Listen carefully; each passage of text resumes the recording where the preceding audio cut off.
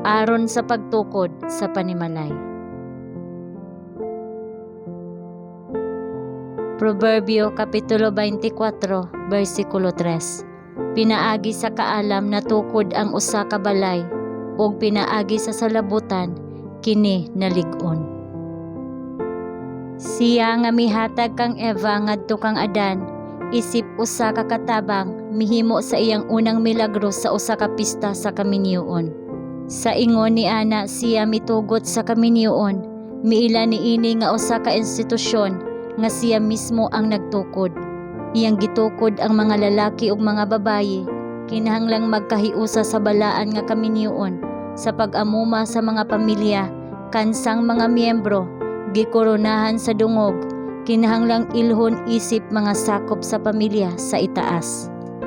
Sama sa matag usa sa maayong mga gasa sa Dios, ang kaminyoon gituis tungod sa sala, apan kini mao ang katuyuan sa ebanghelyo sa pagpasiguli sa iyang kaputli ug katahom. Ang grasya ni Kristo ug kini lamang makahimo niini nga institusyon kung unsa ang gilaraw sa Dios nga kini kinahanglan, usa ka ahente alang sa pagpanalangin ug pagbayaw sa katawhan. Ug sa ingon ang mga pamilya sa yuta sa ilang panaghiusa ug kalinaw ug gugma, mahimong magpresentar sa pamilya sa langit. Ang kahimtang sa katilingban nagpakita sa usa ka makapasubo nga komentaryo sa mithi sa langit nining sagrado nga relasyon. Apan bisan ni adtong nakakaplag sa kapaitan ug kasagmuyo, diin sila naglaom alang sa panag-uban ug kalipay, ang ebanghelyo ni Kristo nagtanyag og kahupayan. Ang pailob ug kalumo nga ikahatag sa iyang espiritu makapatam-is sa mapait nga kahimtang.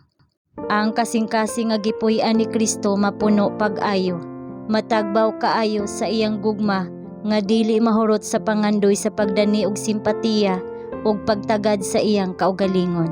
Og pinaagi sa pagtugyan sa kalag ngadto sa Dios, ang iyang kaalam makatuman sa wala mahimo sa tawhanong kaalam. Pinaagi sa pagpadayag sa iyang grasya, ang mga kasing-kasing nga kaniadto walay pagtagad o nahilayo mahimong mahiusa. Ang mga lalaki ug mga babayi makakabot sa mitihi sa Dios alang kanila kung ilang kuhaon si Kristo ingong ilang magtatabang. Unsa ang dili mahimo sa tawhanon nga kaalam, ang iyang grasya matuman alang niadtong nagtugyan sa ilang kaugalingon ngadto kaniya diha sa mahigugmaong pagsalig. Ang iyang probidensya makapahiusa sa mga kasing-kasing diha sa mga gapos nga gikan sa langitnong gigikanan. Ang gugma dili kay pagbayloay lang ug malumo ug maulog-ulog nga mga pulong. Ang hablanan sa langit nagporma sa tanod ug panapton nga mas maayo, bisan pa mas lig-on kaysa mahimo nga panapton sa yuta. Ang resulta dili usa ka panapton nga tisyo, apan usa ka panapton nga makapas-an og problema o pagsulay. Ang kasing-kasing mabugkos sa kasing-kasing sa bulawan nga mga bugkos sa usa ka gugma nga malungtaron.